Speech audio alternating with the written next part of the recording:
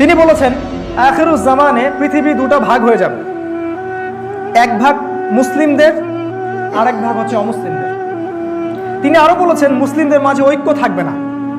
এই পয়েন্টটা খুব ভালো করে খেয়াল করেন, মুসলিমদের মাঝে ঐক্য থাকবে না, তারা বিভিন্ন দলে উপদলে বিভক্ত হয়ে যাবে। পৃথিবী দুটো ভাগ হয়ে যাবে, একটা ভাগ কুফফারদের আর একটা ভাগ মুসলিমদের। তিনি বলেছেন যখন পৃথিবী এভাবে ভাগ হয়ে যাবে তখন কুফফারদের দ্বারা মুসলিমরা নির্যাতিত হবে। তারা তোমাদেরকে এমনভাবে আক্রমণ করবে যেমন করে অনেকগুলা ক্ষুধার্ত মানুষ একটা দস্তরখানার মধ্যে গোগ্রসে খাবার খেতে থাকে। হাউমাউ করে মানুষ যখন খাবার খায় ঠিক এরকম করে তারা তোমাদের রক্তপাত ঘটাবে মুসলিমদের। সাহাবীরা প্রশ্ন করছেন, ইয়া রাসূলুল্লাহ, তখন কি আমরা সংখ্যায় কম হব?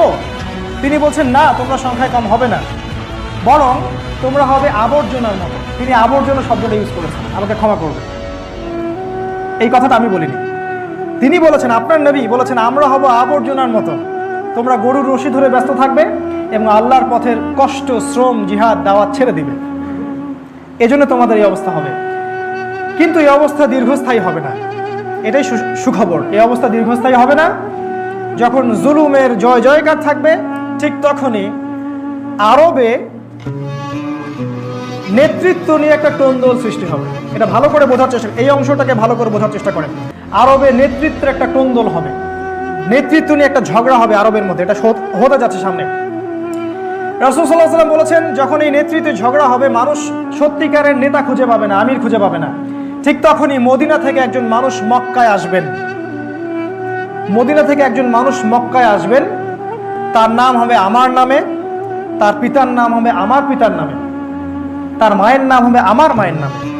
সে হবে আমার ফাতিমা রাদিয়াল্লাহু আনহার বংশের একজন মানুষ।